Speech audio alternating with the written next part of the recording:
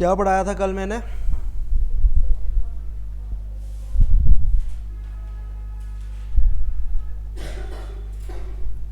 Pages छोड़ो आप, जितना मतलब है उस हिसाब से।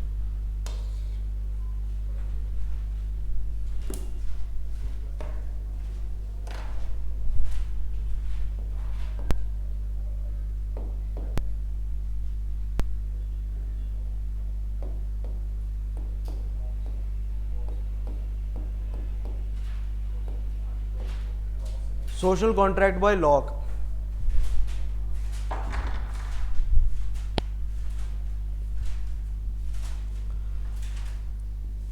क्या है लॉक का सोशल कॉन्ट्रैक्ट? Thank you.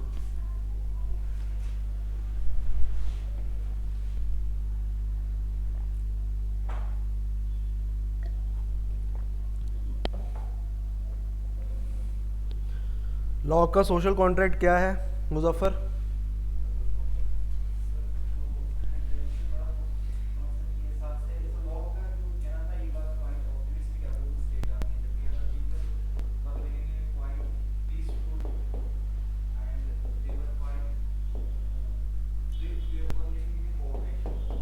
बिल्कुल।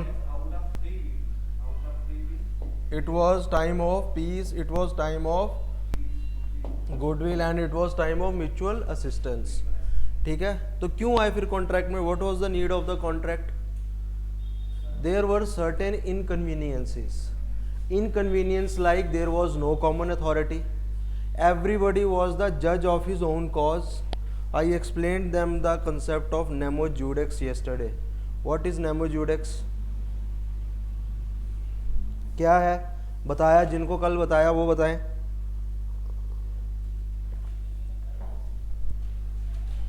What is nemo judex?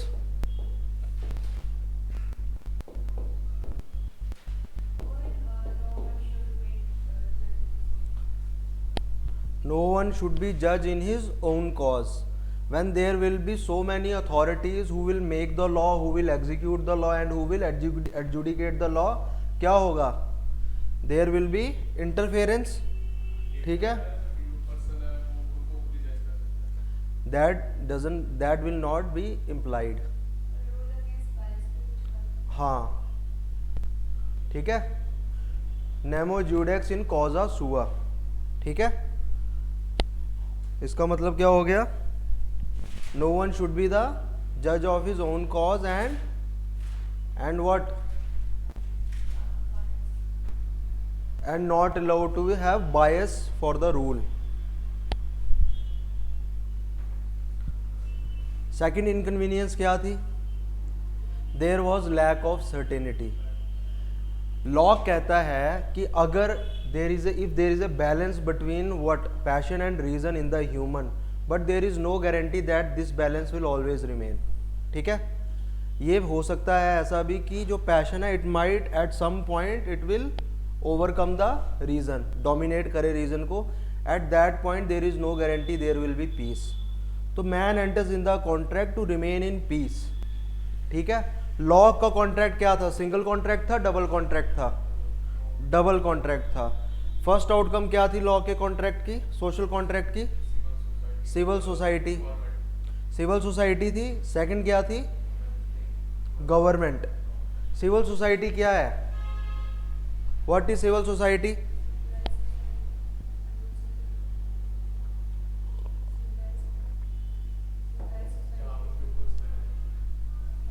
Society where people recognize each other rights। मैंने लिखाया था आपको ये। ठीक है, civil society is a society where people recognize each other rights in the formal way। ठीक है, तो क्या सिविल सोसाइटी नेचुरल सोसाइटी से अलग होगी? होगी। नेचुरल सोसाइटी में people doesn't formally recognize the rights of the other people। ठीक है, you asked me the difference between society and other societies. मैंने आपको बताया था सोसाइटीज एन अम्ब्रेला टर्म। ठीक है, उसके आगे सिविल सोसाइटी के बाद गवर्नमेंट। गवर्नमेंट कितने टाइप की, उसने किस तरह के 3 राइट्स बोले हैं गवर्नमेंट को देने के लिए, स्टेट को देने के लिए लॉक ने? Right to make law, right to execute law and right to adjudicate law, ये 3 टाइप के। ठीक है, समझ आया? आगे लिखो, how government is chosen.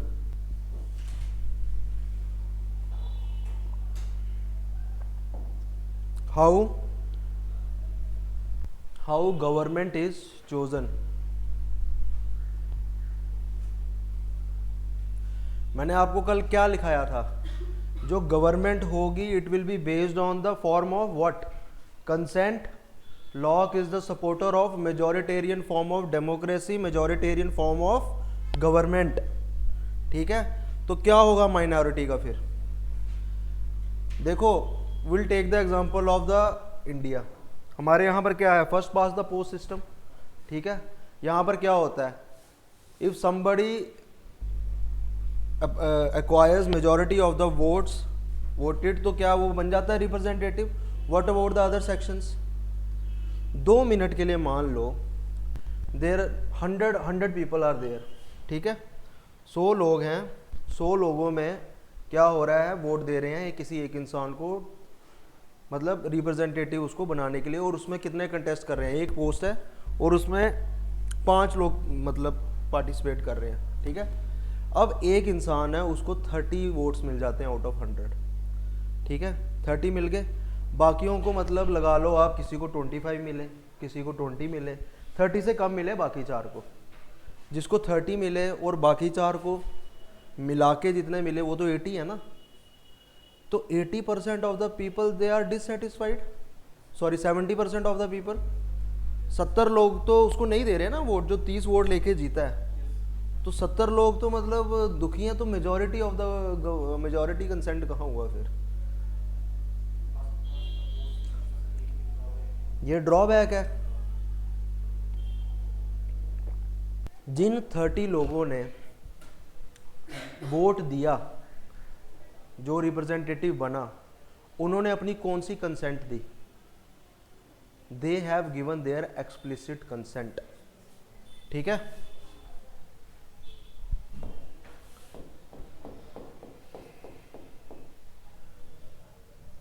Explicit consent. Explicit consent भी बोल सकते हो या इसको एक्सप्रेस कंसेंट भी बोल सकते हो। एक्सप्रेस या एक्सप्लिसिट का क्या मतलब है कि भाई ओपनली उन्होंने एक्सप्रेस किया कि भाई हम इसको अपना रिप्रेजेंटेटिव बनाना चाहते हैं। तो बाकी 70 लोगों ने फिर कौन सी कंसेंट दी? दी कि नहीं दी? हैं? अच्छा, उन्होंने भी अपनी एक्सप्लिसिट कंसेंट दे दी, लेकिन फिर भी वो बन रहा है। जब बन रहा है तो फिर उन्होंने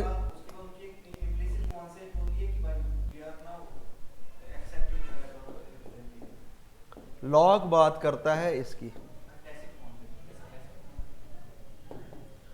टैसिट कंसेंट या फिर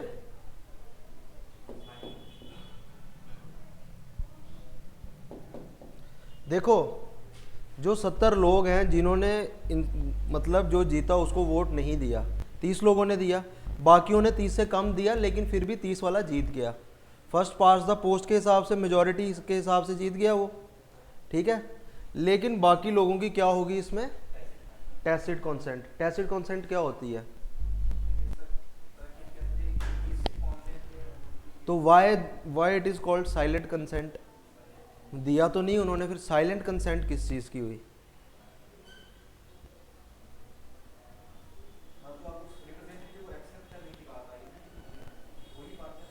देखो, जब भी कोई वोट मतलब देते हैं लोग और जिनका वोट फेवर में नहीं जाता है और कोई जीत रहा है मतलब रिप्रेजेंटेटिव जिन्होंने नहीं दिया है, स्टिल दे आर इंजॉइंग क्या इंजॉय कर रहे हैं? They are enjoying the service of the representative. उसकी सर्विस इंजॉय करेंगे, उससे काम लेंगे, एज ए पब्लिक सर्वेंट उससे काम लेंगे, एज ए पब्लिक सर्वेंट उसको कंप्लेंट करेंगे, बोलेंगे हमारी कंप्लेंट्स को फुलफिल करो। स्टेट जो है, जो गवर्नमेंट है, गवर्नमेंट क्या करेगी? गवर्नमेंट रिसोर्सेज देना बंद कर देगी उनको जो उन्होंने ऑपोजिट दिया होगा मतलब वोट।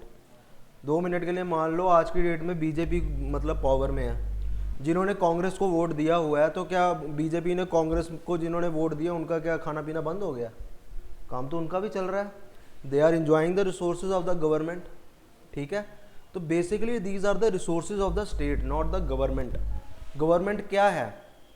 गवर्नमेंट एक एजेंसी है जो चीज़ों को चला रही है। गवर्नमेंट क्या है? एक पब्लिक सर्वेंट है, ठीक है। तो बेसिकली क्या है, जिन लोगों ने क्या दिया, जिन्होंने माइनॉरिटी थी, जिनका रिप्रेजेंटेटिव नहीं आया, उन लोगों ने भी टैसिट कंसेंट दी लॉ के मुताबिक, क्योंकि वो क्या कर रहे हैं, वो इंजॉय कर रहे हैं privileges given by the government, security तो उनको भी मिल रही है, ठीक है। That's why it is called as tacit consent, silent consent, कि भाई आपको इस कंसेंट में रहना पड़ेगा, जब दोबारा री इलेक्शन होगी तो आप ज़्यादा वोट देना।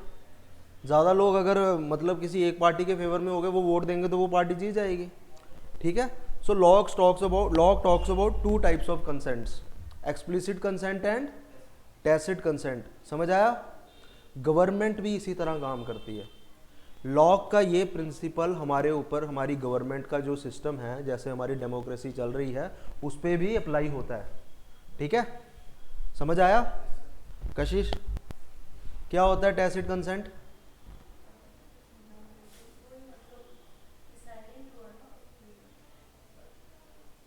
वो तो लिखा हुआ है। What is the difference between explicit and tacit?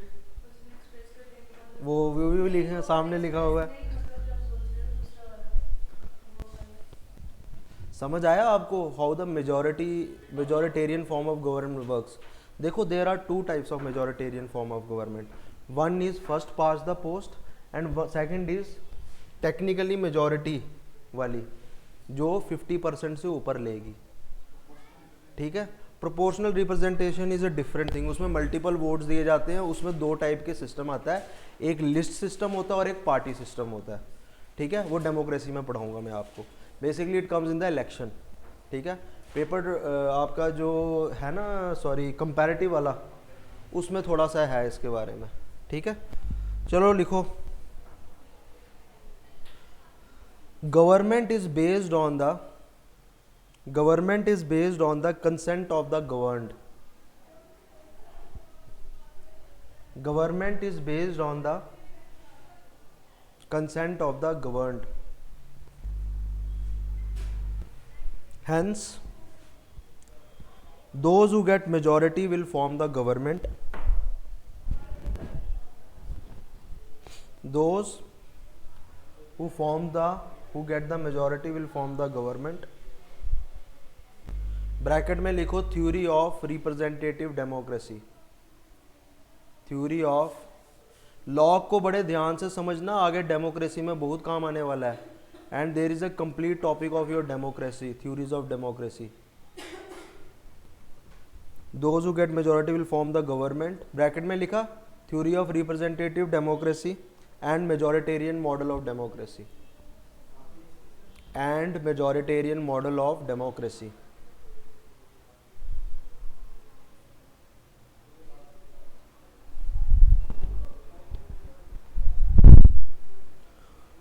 Locke discusses two types of consent.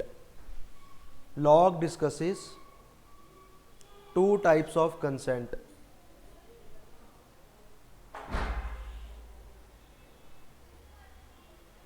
Two types of consent. First is explicit consent. Explicit consent. Second, tacit consent.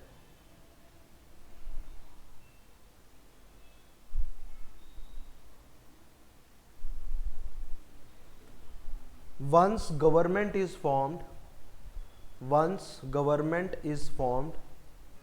every person is supposed to follow the law.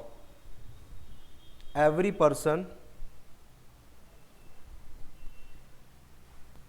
is supposed to follow the law made by the government.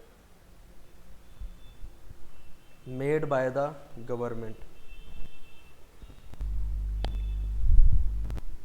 It is assumed that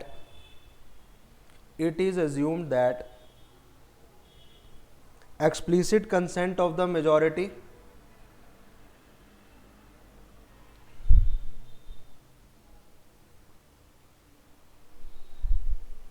represents the government,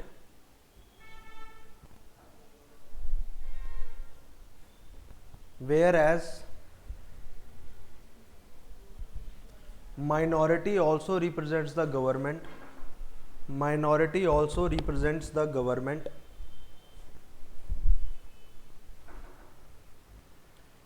via their via their tacit consent, tacit consent. Locke held that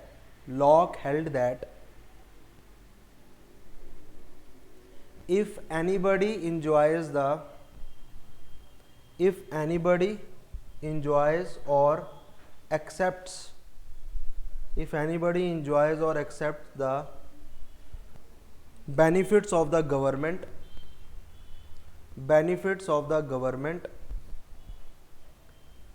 he or she has tacitly consented to the tacitly का मतलब हो गया anyway silently, tacitly consented to the burdens that government imposes on them.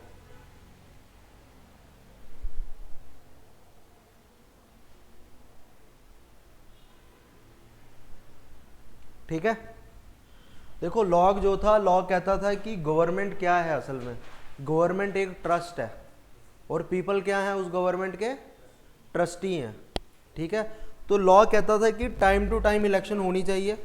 Lock absolute sovereignty की बात नहीं करता था। Absolute sovereignty की बात कौन करता था? हॉब्स करता था। ठीक है, लॉ क्या कहता था? लॉ कहता है कि इंसान के नेचुरल राइट्स जो है वो इंटैक्ट रहने चाहिए। कौन कौन से नेचुरल राइट्स हैं? 3। What are the natural rights by the Locke? 3 natural rights हैं। नेचुरल राइट्स ऑफ लॉक बताओ, बोलो। Right to life, right to liberty and right to property. ठीक है, देखो लॉक 3 नेचुरल राइट्स की बात करता है, right to life, right to liberty and right to property. ये भी मैंने लिखाना है आपको। ठीक है, right to life, right to liberty and right to property की लॉक बात करता है। और हॉब्स किस चीज़ की बात करता है? सिर्फ राइट टू लाइफ की। ठीक है, this is the difference between Hobbes and Locke. समझ आया? जो लॉक है वो कहता है कि अगर गवर्नमेंट नेचुरल राइट्स इंसान के प्रिजर्व नहीं कर सकती है तो there is the right to revolution. लेकिन लॉक का रेवोल्यूशन वो वाला रेवोल्यूशन नहीं है जो हम समझते हैं। क्या होता है revolution? Usually overthrow of the government और the system by the violent way. ठीक है, this is not the revolution Locke is talking about. Locke is talking about re elections. Locke का रेवोल्यूशन क्या है? री इलेक्शंस। ठीक है, और लॉक के राइट्स क्या? Lock when lock talks about rights he talks about natural rights. ठीक है, तो हॉब्स जो है वो कौन से राइट्स की बात करता है? हॉब्स नेचुरल राइट्स की बात करता है? करता है? करता तो है, बताओ।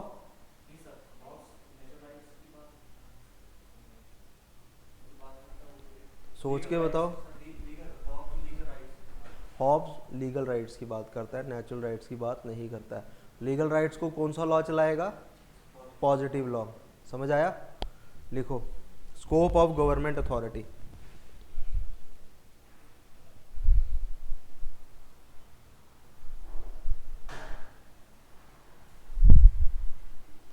The authority of the government is based on the consent of the governed.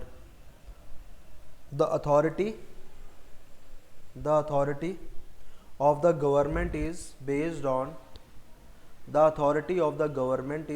on consent of the governed, comma, taken periodically.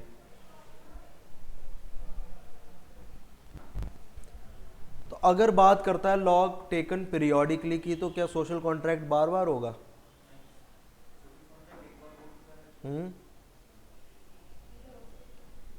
सोच के बताओ।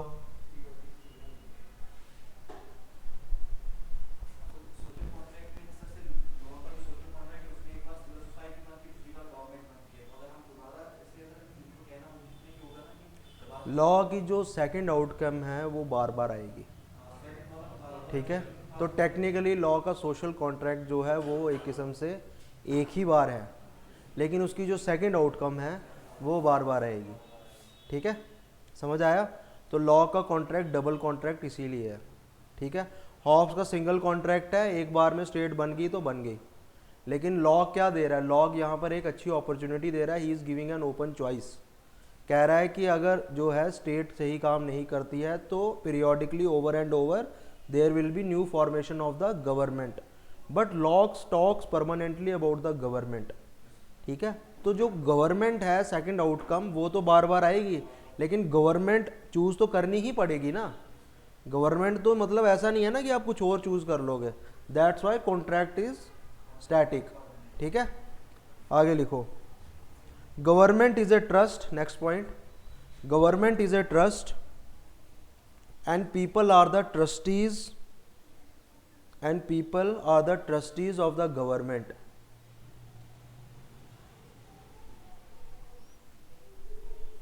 Thus trust has to be run according to the wishes of the trustees। Lock ने यहाँ किसको power दे दी? लोगों को। हमारे यहाँ किसके पास है पावर? हमारे यहाँ there are 3 organs in our constitution. कौन कौन से हैं? Legislature, executive and judiciary. Which is the most powerful? बताओ।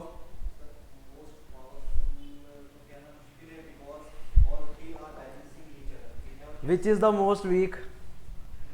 देखो ये क्वेश्चन ना मुझे इंटरव्यू में पूछा था, at that time I given the wrong answer, ठीक है। शाबाश, जुडिशरी सबसे वीक है। मतलब एक कैच फ्रेज चलता है, और तू क्या ओपिनियन देता है? जज लगा है तू? मतलब जजों को ऐसे ही समझ रखा है सबने, है। Legislature, executive and judiciary.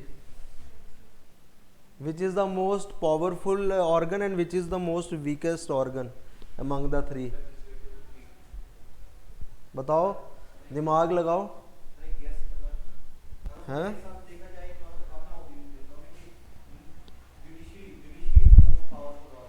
Judiciary is the most powerful.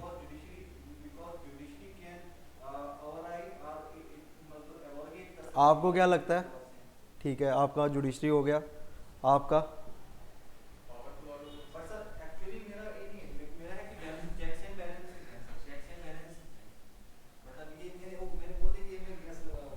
चलो ठीक है, इट्स अ गुड गैस, ठीक है, it's not a very bad gas, ठीक है, यू डन गुड। आप क्या लगता है? दिमाग लगाओ थोड़ा, दिमाग के घोड़े दौड़ाओ। हैं? लक्ष्मीकांत कौन पढ़ने वाला था? आप पढ़ने वाले थे? चलो बताओ। हैं? कशिश ने पढ़े जोश में, सर लक्ष्मीकांत मैं पढ़ लूँ? सर छोड़ो एनसीईआरटी वगैरह। बताओ क्या है 3 ऑर्गन में से कौन सा सबसे? ठीक है, वाइल्ड गैस। आप हैं? अच्छा, सब भूल गया। पढ़ना शुरू किया अभी तक या नहीं? देखो, legislature is the most powerful organ and most weakest organ is the executive, ठीक है। लेजिस्लेचर क्यों है सबसे ज़्यादा पावरफुल, सबसे ज़्यादा important? Because it represents the bill of rights of the people, ठीक है। लेजिस्लेचर बिल बनाता है। लेजिस्लेचर किसके कॉन्स्टिट्यूशन के बिल बना रहा है? इंडियन कॉन्स्टिट्यूशन के, ठीक है। What is the source of our constitution? People are the source of our constitution. That's why legislature is the most important organ. Executive is the most weakest organ of our among the 3 organs, और जो judiciary है, it is the second most important, because there is a necessity to keep the check on the legislature. अगर legislature पे balance नहीं रखेंगे तो नहीं चल पाएगा। एग्जीक्यूटिव क्या करता है? एग्जीक्यूटिव जस्ट क्या करता है? एग्जीक्यूट्स, ठीक है, executes the work based on the law of the bill. समझ आया? क्लियर है? Legislature is the most important organ because it represents the bill, it represents the bill of the people. नहीं नहीं, इतना बताने की ज़रूरत नहीं है। देखो हाँ, आपके लिए ऐसा है कि आप आंसर तो देते हो ठीक, लेकिन आप आंसर देते हो पूरी गोल चक्कर लगा के आते हो, लंबा रास्ता लेके। हमेशा सीधा रास्ता लेके चलना है, ठीक है? आगे पीछे की कहानी कभी नहीं सुनानी है। It is a wastage of time even in the question paper, sorry even in the examination और इवन इन द इंटरव्यू, ठीक है? अगर आप इंटरव्यू में ऐसा करोगे, in case you they will ask you the question और आप घुमा के बताओगे ना, उनको लगेगा कि इसको नहीं आता है, इवन इफ़ यू नो, ठीक है? उनको लगेगा इसको नहीं आता है, ऐसे घुमा के बताने की कोशिश कर रहा है, हमारा टाइम वेस्ट कर रहा है। They will ask you the next question, number गए, आपकी अपॉर्चुनिटी भी गई, ठीक है? तो हमेशा स्ट्रेट फॉरवर्ड आंसर दो, आंसर वेरी स्मार्टली, ठीक है? देखो यहाँ हार्ड वर्क तो चलेगा, यहाँ स्मार्ट वर्क ज़्यादा चलता है पेपर में, ठीक है? हार्ड वर्क कैसे करोगे? अगर जो 100% हार्ड वर्क करेगा ना इस पेपर में, there will be very few who will get selected, क्योंकि हार्ड वर्क जो करेगा, जीएस समंदर है पूरा, समंदर को आप समेट नहीं सकते हो, ठीक है? स्मार्टली वर्क करना है, ठीक है? बाकी there will always be hit and trial, there will always be the role of luck, ठीक है? कुछ चीज़ें ऐसी आपने पढ़ी होंगी, सीधे उठ के आ जाएंगी क्वेश्चन पेपर में, ठीक है? I will guarantee you that. लेकिन कुछ चीज़ें ऐसी होगी, आपने मतलब जितनी मर्जी मेहनत कर लो, पढ़ी होंगी, जब आनी होगी ना बाहर से कोई चीज़, वो आपकी लक पे होगा, ठीक है? कभी कभी तो ऐसा होता था, हम सुबह जाते थे, मैं सुबह रिवाइज करता था और चीज़ उठ के आ जाती थी वो, तो वो लक होती थी शायद, ठीक है? क्योंकि ये तो किसी के साथ भी हो सकता है ना, ये हो गया मैटर ऑफ चांस। लेकिन ये जो है मतलब जो अप्रोच है, अप्रोच को ठीक करना है। अप्रोच तो आप मतलब सुधार सकते हो ना, क्वेश्चन पेपर आपके मतलब कंट्रोल में नहीं है, you don't know what they will ask you in the examination, but you can improve on your approach. कभी भी लंबे तरीके, because there is a limit of the answer only, ठीक है ना? 150 वर्ड, 200 वर्ड, 250 वर्ड, 300, इससे ऊपर तो नहीं लिख सकते ना, ठीक है ना? वही चीज़ मैंने आपको कल बोली कि इंट्रोडक्शन इतना लंबा नहीं लिखो, 3 लाइनों का इंट्रोडक्शन लिखो, 15 मिनट 10 मिनट में 150 वर्ड लिख सकते हो, इट इज़ वेरी इजी, ज़्यादा टफ नहीं है। 15 मिनट में क्वेश्चन एक पूरा हो जाता है, ठीक है? 5 क्वेश्चन है, ठीक है? तो इतना कोई टाइम नहीं लगता है, ठीक है? 10-10 नंबर के तो बहुत छोटे थे। 20 का किया था आपने? चलो ठीक है, आगे लिखो। What does it imply? Question mark. What does it imply? Question mark.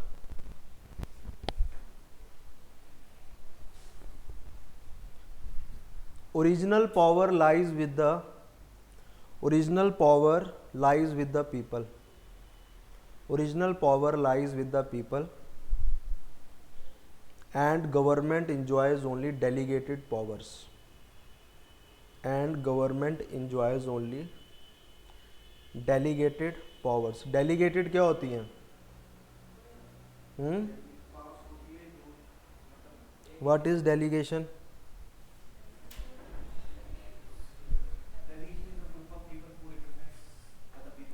दो मिनट के लिए मान लो मैं छुट्टी कर लेता हूँ आज, मैं बोल देता हूँ कार्तिक को, भाई मेरी जगह आज तुम फलाना टॉपिक पढ़ा देना, तो बेसिकली आई एम डेलीगेटिंग क्या, my authority to the Kartik, कि भाई तुम फलाना टॉपिक आज तुम पढ़ा दो, if you are very well understood in that topic, ठीक है?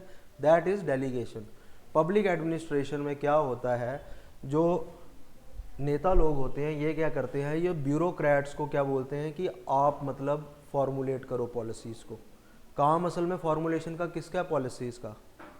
असल में काम है लेजिस्लेटिव्स में जो बैठे हुए हैं ना, लेजिस्लेचर्स में जो आपके नेता लोग, basically, but they do not have the expertise of that. तो वो क्या करते हैं, वो किसको दे देते हैं वो काम, ब्यूरोक्रेट्स को, आईएएस ऑफिसर्स को, आईआरएस ऑफिसर, आईपीएस ऑफिसर्स। तो उसको क्या कहते हैं, उसको सबॉर्डिनेट लेजिस्लेशन कहते हैं, ठीक है? सबॉर्डिनेट लेजिस्लेशन है उसका नाम। आगे लिखो। Hence government has to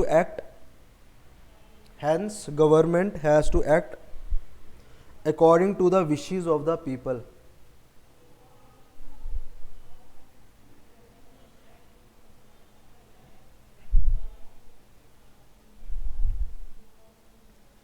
It cannot claim authority. It cannot claim authority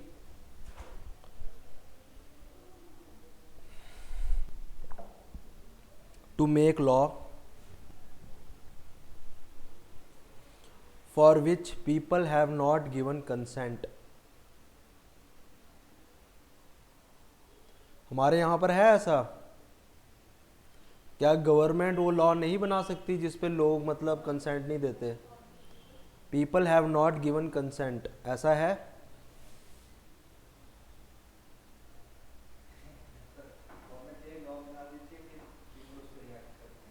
basically ऐसा नहीं है, यहाँ हमारा कॉन्स्टिट्यूशन है, ठीक है? कॉन्स्टिट्यूशन के मुताबिक बनाना, अगर नहीं बनाएगी तो जुडिशरी जो है वो डंडा मारेगी, ठीक है? आगे देखो। और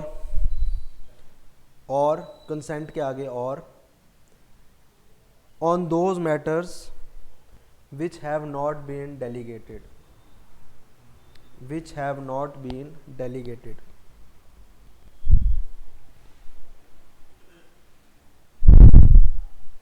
According to Locke, according to Locke,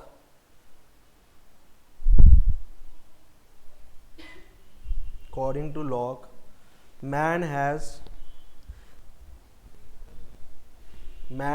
three inalienable rights.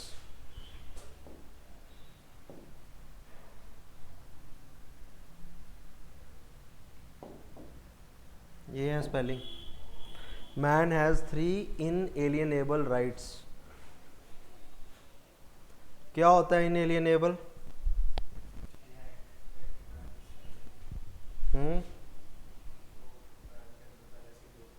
That cannot be taken away. ठीक है, जो आपसे छीन नहीं सकते हैं, जिनसे आपको एलियनेट नहीं कर सकते हैं, अलग नहीं कर सकते हैं। These three rights are first, right to life. These three rights are first, right to life,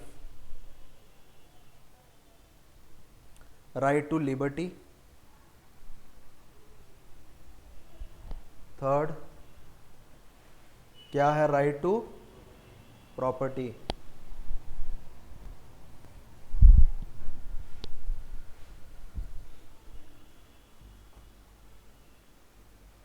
Locke held that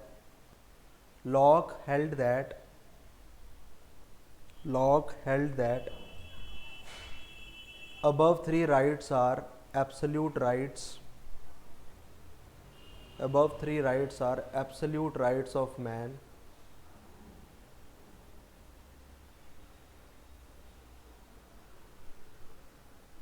which can never be transferred to the government.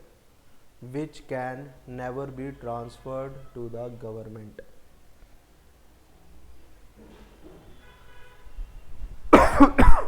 Hence, government cannot make any law. Hence, government cannot make any law which will limit these rights. Which will limit these rights.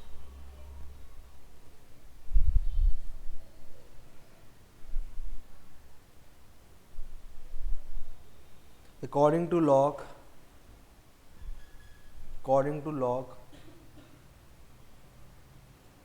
these are called as natural rights. These are called as natural rights.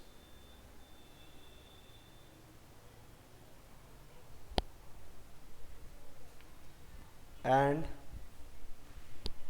are based on the reason of a man.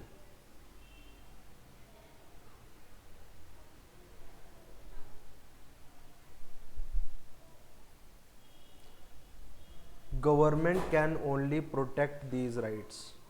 Government can only protect these rights. Bracket में लिखो night watchman.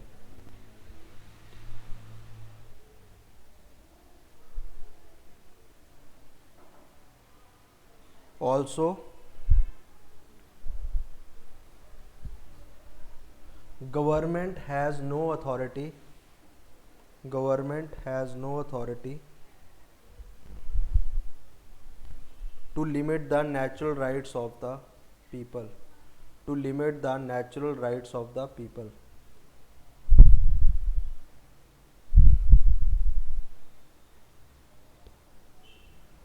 Thus,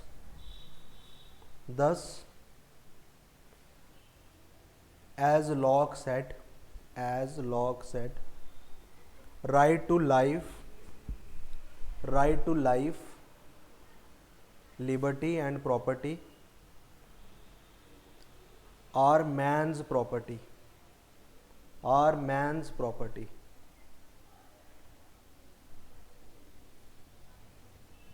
And not state's property.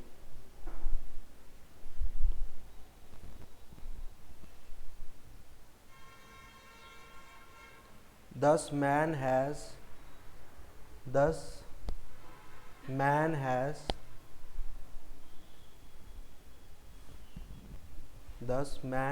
absolute ownership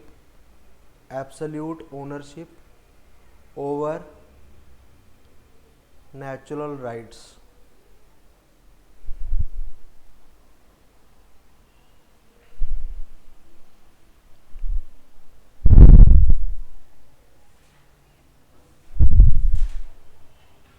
ठीक है, समझ आया? तो अगर state लेने की कोशिश करे नेचुरल राइट्स मैन की तो क्या होगा फिर? अकॉर्डिंग टू लॉक रेवोल्यूशन होगा. तो what is revolution according to Locke? हाँ, it is the change in government by peaceful mean. Basically it is re election. ठीक है, क्वेश्चन लिखो. What if state makes law to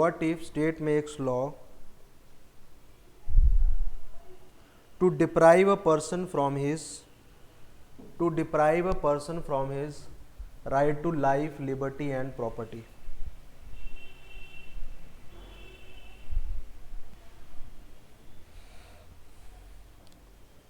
ठीक है, इसमें introduction आप लिख सकते हो खुद से. कंटेक्स्ट लिखो.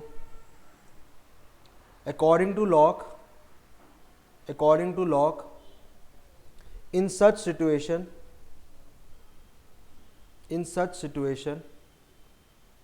people have right to revolt.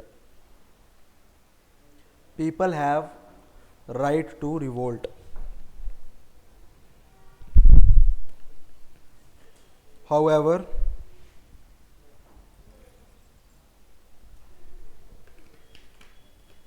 here right to revolt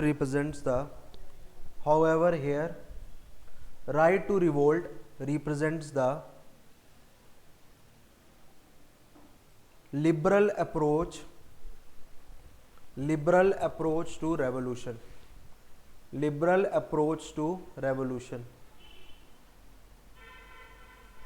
which means peaceful constitutional change of persons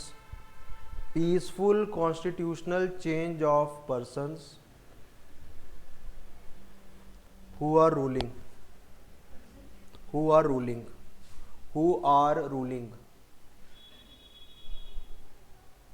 Thus it denotes the change by elections.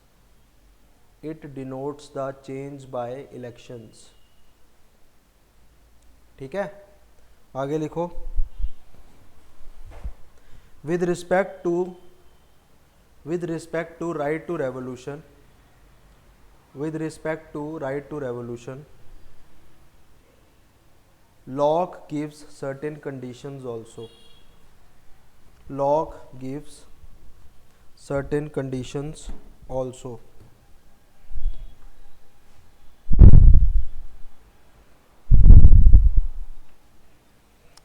Conditions लिखो. First condition, when government act against the wishes of the people.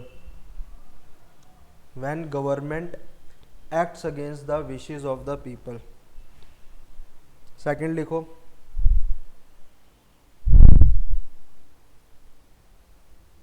if executive does not allow legislature to function,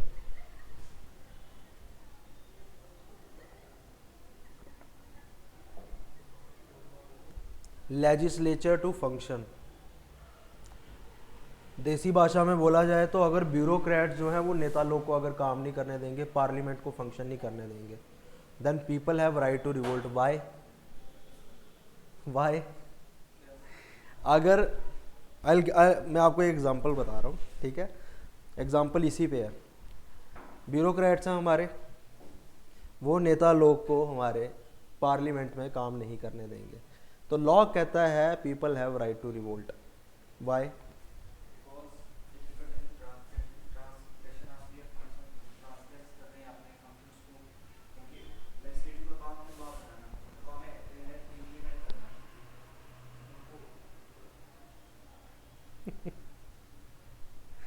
बताओ, simple question है, देसी भाषा में बताओ। मैंने आपसे simple language में क्वेश्चन पूछा, सिंपल आंसर चाहिए मुझे चाहिए ही नहीं इंटरव्यू वाला आंसर। बताओ।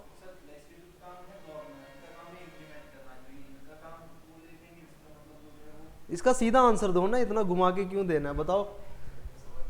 मैं आपसे पूछता हूँ दोबारा से, हमारे ब्यूरोक्रेट्स हैं, ठीक है, लॉ कहता है कुछ कंडीशंस हैं जिसमें लोगों को मतलब दे हैव द क्या है, they have the power to revolt, they have the eligibility to revolt. एक कंडीशन मैंने आपको लिखाई जो एग्जीक्यूटिव है, they will not let legislature function.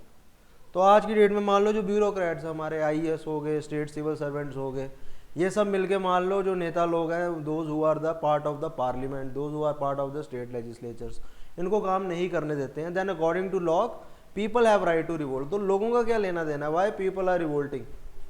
बात तो एग्जीक्यूटिव और लेजिस्लेचर की हो रही है। देखो इसमें बड़ी बेसिक कॉमन सेंस है, थोड़ा दिमाग लगाओ, थोड़ा जागो। अच्छा, रिवोल्ट ही नहीं करेंगे, छुट्टी है, रेस्ट, चलो जी। अरे क्योंकि legislature is the representative of people, simple. अब 2 + 2 तो पता है ना कितना होता है, 4 ही होता है या 22 होता है, ठीक है। This is the very simple and common thing, common logic है इसमें कोई रॉकेट साइंस थोड़ी ना थी। That's why law is allowing people to revolt, क्योंकि जो लेजिस्लेचर है, जो पार्लियामेंट है, इट रिप्रेजेंट्स द पीपल। समझ आया? आगे लिखो, if executive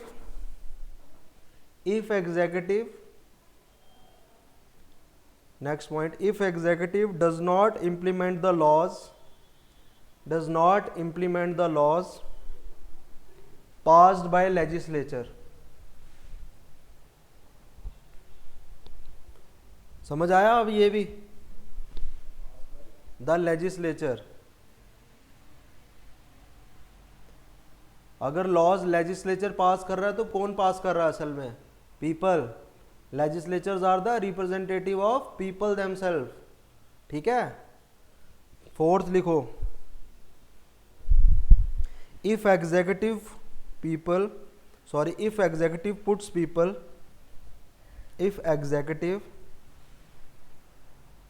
puts people under the rule of foreign prince or government, under the rule of foreign prince or government,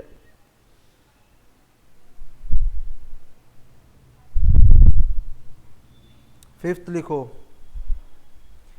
elections and the way of elections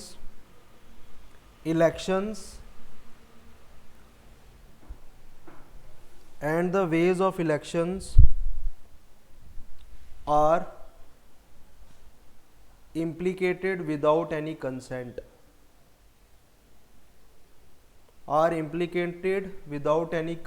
आगे भी लिख लो, of the people, confuse नहीं होना इसमें। कितने हो गए? 5। लास्ट लिखो, when government establish when government establish its arbitrary will,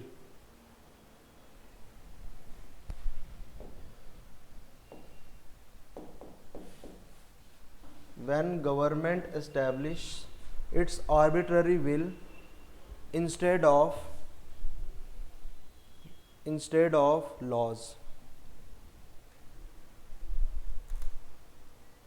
समझ आया? आगे लिखो.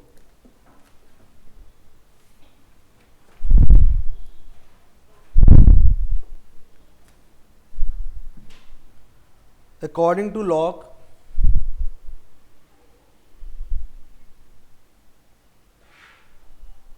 nature is a source of right. Nature is a source of right.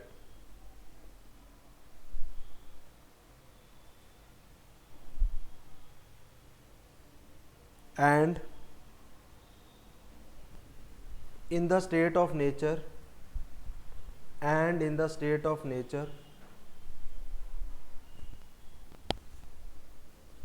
man was able to enjoy natural rights. Man was able to enjoy natural rights because he has reason. Because he has reason. Because he has reason to guide him not to harm the life, liberty and property of others.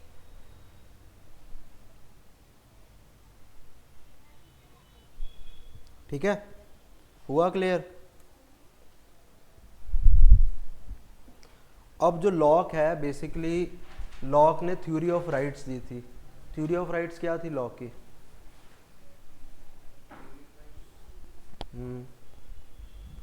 अभी 1 घंटे से बार बार बता रहा हूं, क्या थी? Natural rights is the theory of locks rights. ठीक है, लॉक की थ्योरी ऑफ राइट्स वही थी, नेचुरल राइट्स ही थी. तो क्या लॉक लिबर्टी पे क्या बोलता था? हॉब्स क्या बोलता था लिबर्टी में?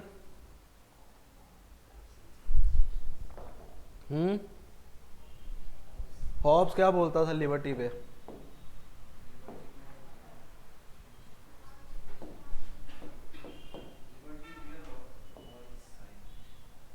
हाँ, लिबर्टी वेयर लॉ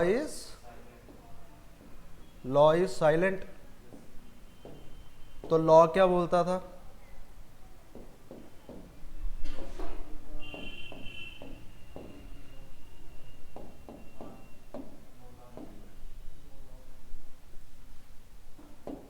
ठीक है, समझो इसको. Of what type of law Locke is talking about? Hobbes कौन से लॉ की बात करता था? हाँ, पॉजिटिव लॉ. लॉ कौन से लॉ की बात करता था? हैं? सोए हुए हो आज, सारे के सारे सोए हुए हो. आज मुजफ्फर भी सोया हुआ है, ऐसे ज़्यादा एक्टिव होता है. बताओ, मौन व्रत धारण किया है जिसने आज, दसो. हैं?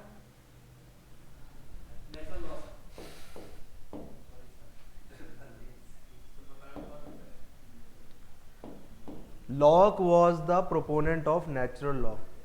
नेचुरल राइट्स की बात कर रहा है. नेचुरल राइट्स कहाँ पर है? नेचुरल स्टेट ऑफ नेचर में. स्टेट ऑफ नेचर में कौन सा लॉ है? Natural law. Hobbes natural law के खिलाफ है, लॉक्स नेचुरल लॉ के फेवर में है. हॉब्स किसकी बात करता है? पॉजिटिव लॉ की. लॉक किसकी बात करता है? नेचुरल लॉ की. तभी तो लॉक के क्या है? परमानेंट 3 राइट्स कौन से हैं? Right to life, liberty and property. So वे यहाँ पर जब लॉक बोलता है no law no liberty, here by law Locke means natural law. ठीक है, समझ आया? क्या समझ आया?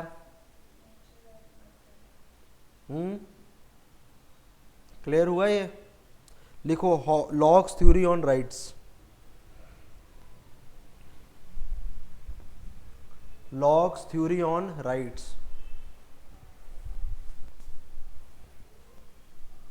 लिखो concept of rights.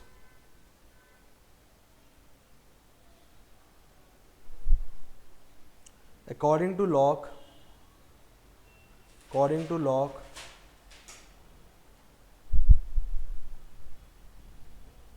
man was enjoying natural rights. Man was enjoying natural rights in the state of nature. Man was enjoying natural rights in the state of nature. Reason in man ensured that reason in man ensured that he can live in peace. He can live in peace with others. He can live in peace with others and can enjoy his rights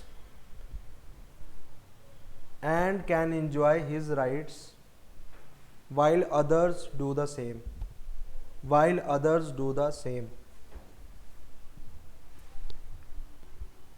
Thus, natural law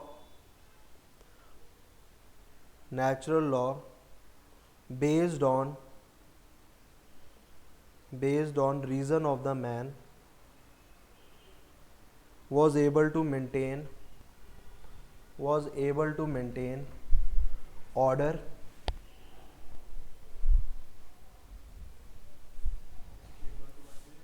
in the state of nature.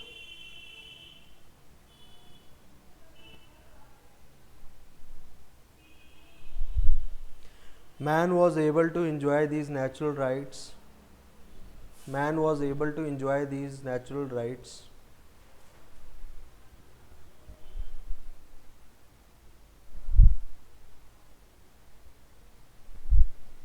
In the presence of natural law only. These natural rights in the presence of natural law only. तो यहाँ पर law क्या कह रहा है? कहता है कि ये राइट्स नेचुरल लॉ में ही इंजॉय कर सकता है और जो नेचुरल लॉ का फंडा है वो आफ्टर कॉन्ट्रैक्ट भी चलेगा। ठीक है, तो कहीं ना कहीं वो नेचुरल लॉ को साथ लेके चल रहा है। क्या आज की डेट में नेचुरल लॉ है हमारे कॉन्स्टिट्यूशन में? है कि नहीं है?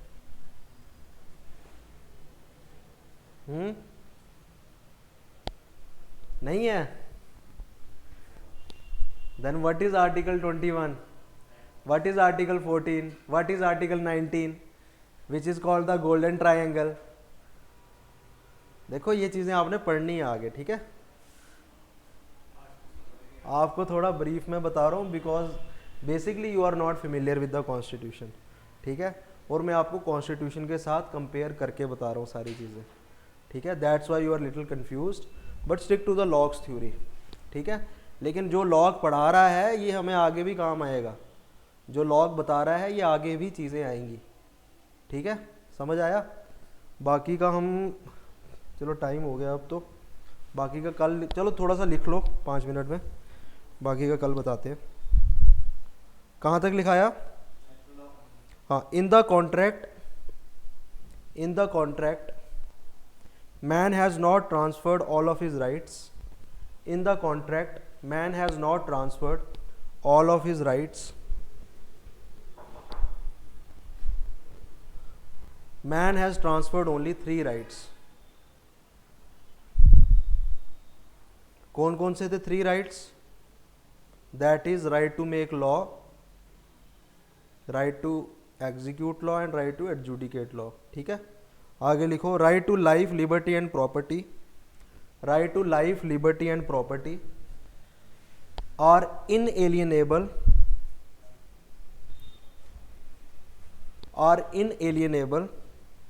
And they are man's property.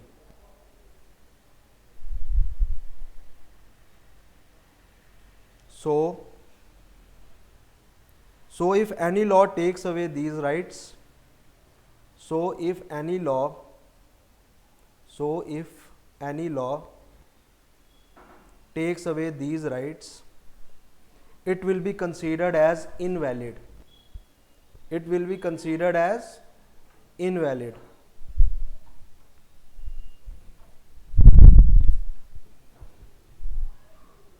ठीक है कार्तिक,